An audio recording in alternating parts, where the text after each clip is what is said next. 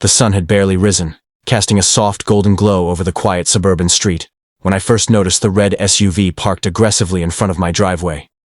At first, I assumed it was a neighbor visiting, until I saw her, Karen, the infamous HOA enforcer of the neighborhood, standing with her hands on her hips, glaring at my moving truck like it was committing a felony. "Too many boxes!" she shouted, her voice piercing the morning air. "You can't park a truck here! This is against HOA regulations!" I blinked, confused. Boxes? Really? My moving truck was full because I was moving my entire life into this new home. Not a single box beyond what any moving truck could reasonably carry. But Karen wasn't hearing reason. She waved her HOA handbook like it was a weapon, citing rules I had never seen before. As the moving crew tried to back the truck up and explain politely, Karen blocked them at every turn. She planted herself in front of the truck like a human barricade, arms crossed, shaking her head, muttering about neighborhood aesthetics and community standards. Every attempt to reason with her felt like talking to a brick wall, only angrier, more infuriating, and far more stubborn. Neighbors began peeking from their windows, some with smirks, others with sympathetic eyes. A few whispered that this wasn't her first heroic intervention against moving trucks, and it seemed she thrived on the chaos she created. Her small, meticulously manicured yard was a fortress of rules and regulations, and anyone daring to disrupt it, even with a simple moving day, was about to feel her wrath. Minutes turned into a full-blown standoff. My patience was fraying, but I stayed calm, knowing that escalating wouldn't help.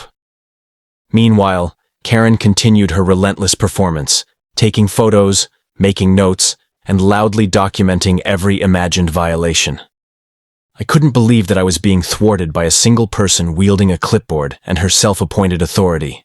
Just when it seemed like this ridiculous blockade would last forever, a twist of fate was about to flip the entire morning on its head, something Karen could never have expected, and I could barely believe myself. What happened next completely changed the game, and it had everything to do with karma, parking laws, and a little poetic justice. After what felt like an eternity of Karen's relentless lecturing, I stepped back to catch my breath and observe the situation. My movers were trying to maneuver the truck around her, but each attempt was met with more complaints and louder declarations. "This is unacceptable," she screamed, waving her arms like she was conducting an orchestra of regulations. "I'm protecting the community from chaos." I decided to take a strategic pause.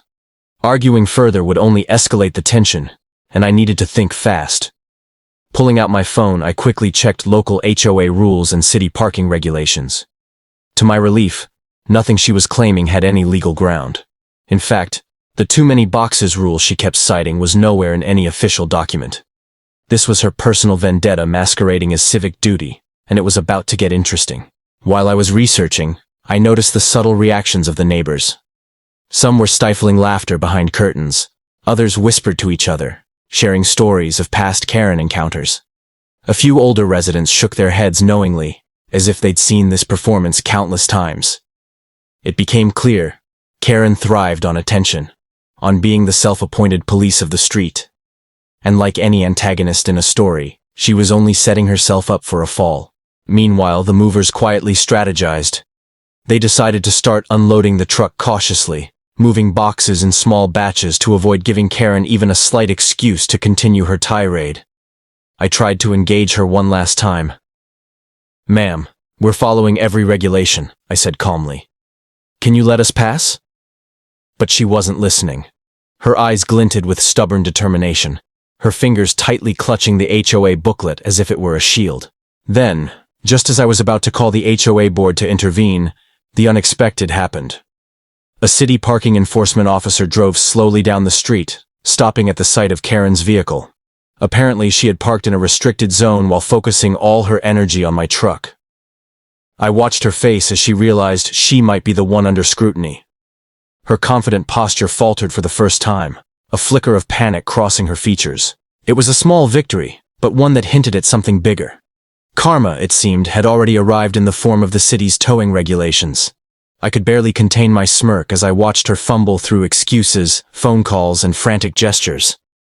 The balance of power was shifting, and I knew the morning's drama was far from over. Karen's confident stance crumbled the moment the parking enforcement officer approached. She tried to charm and argue, waving her hands frantically and insisting she had every right to park there. But the officer, clipboard in hand, wasn't buying it. He politely informed her that her SUV was parked in a restricted zone, and unfortunately, it was subject to immediate booting. Karen's face went from shock to fury in a matter of seconds. "You can't do this!" she shouted, her voice echoing down the street. "I'm the HOA. I enforce the rules here." The officer remained calm, explaining that the city's parking laws trumped any HOA regulations. Karen's protestations now fell on deaf ears. Meanwhile, I couldn't help but watch from a safe distance, feeling a mixture of relief and disbelief.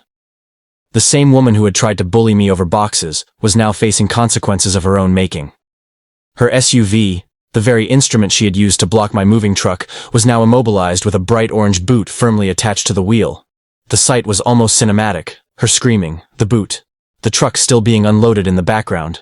Neighbors peeked from their windows and porches, many smirking at the irony. Some whispered that this was poetic justice, a lesson in humility for the notorious Karen.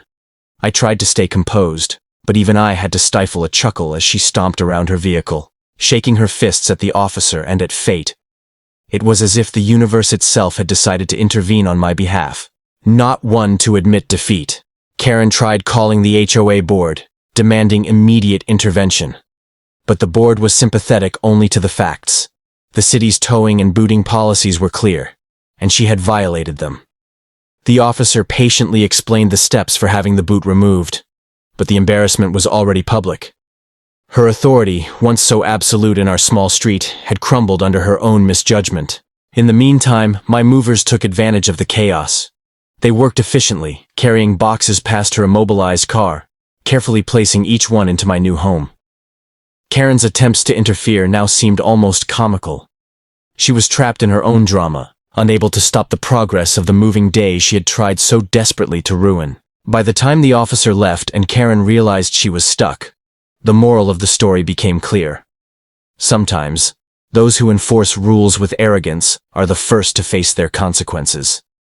And in this case, justice had arrived in the form of a boot, bright orange and impossible to ignore. With her SUV securely booted, Karen's composure completely disintegrated. She stomped back and forth across the driveway, yelling at anyone who would listen. Neighbors, delivery drivers, even the trees seemed to catch her ire. Her grandstanding, which had made her feel powerful just an hour ago, now looked increasingly desperate and ridiculous.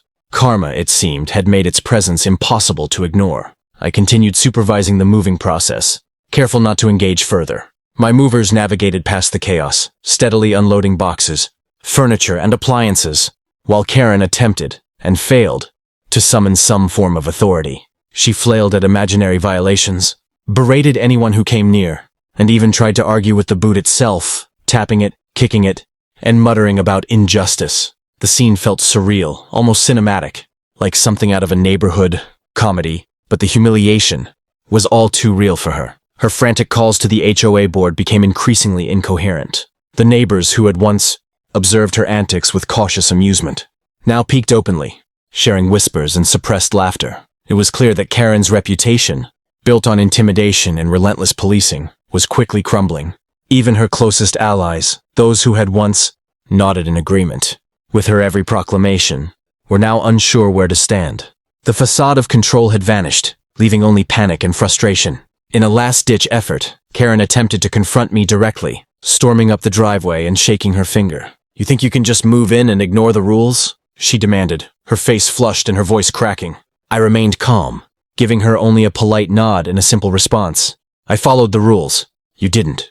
The words stung more than anything else because, for the first time, she had no legal ground to stand on. Meanwhile, the city-issued boot acted as an unyielding symbol of reality. It immobilized not just her car but her ego. With every passing minute, her frustration escalated, and my moving day proceeded uninterrupted. Boxes were carried in, furniture arranged, and the chaos of Karen's temper provided a strangely satisfying soundtrack to what could have been a stressful ordeal. By the end of the morning, Karen's role as neighborhood enforcer had effectively ended, not through confrontation, but through her own carelessness. The lesson was clear. Arrogance, when combined with disregard for real rules, has a way of backfiring spectacularly. And as the moving truck emptied its last box, I felt a quiet triumph. Karen's attempt to control the day had utterly failed, and the street had witnessed her undoing in real time. By late afternoon, the chaos had settled, but the aftermath of Karen's meltdown remained vivid. Her SUV sat stubbornly booted in front of my driveway, a glaring monument to her own misjudgment. The neighbors had long returned to their routines, many exchanging discreet glances of satisfaction, quietly relieved that the infamous HOA enforcer had been humbled, at least for the day. I stood on the porch, surveying my new home.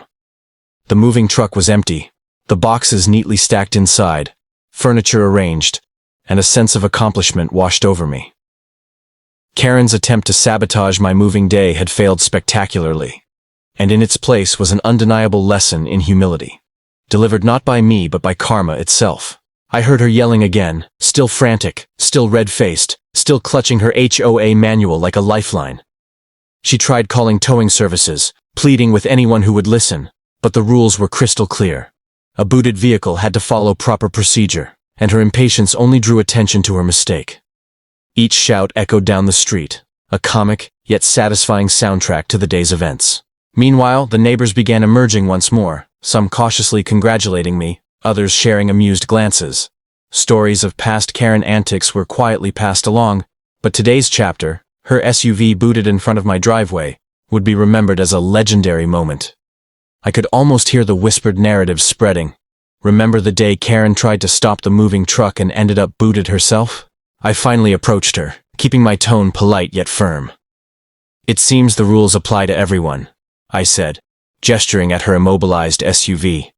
Karen's face was a mixture of rage, embarrassment, and disbelief. For a moment, she tried to argue, but the absurdity of the situation left her words hollow. Her authority had evaporated in the most public and humiliating way imaginable. As I turned back to my new home, a wave of relief and satisfaction washed over me. The boxes, the furniture, the long hours of moving, all of it now felt worth it. Not because the day had been easy, but because it had proven that persistence, patience, and following the rules would always triumph over arrogance and overreach. Karen's actions, driven by self-importance, had only delayed the inevitable. By sunset, the moving truck had departed. My new home was settled, and Karen's fate, booted, flustered, and thoroughly humbled, was a story that would echo through the neighborhood for weeks. The moral was simple, yet powerful. Those who try to control others with arrogance and rules of their own making are often the first to face the consequences. Today, moving day was mine, and karma had done most of the work. If you felt the shock of this Karen meltdown, hit like, because ordinary people standing up matter. Subscribe to Karen Files so you never miss real stories of justice served, and tell me in the comments, how would you have handled a crazy HOA like this?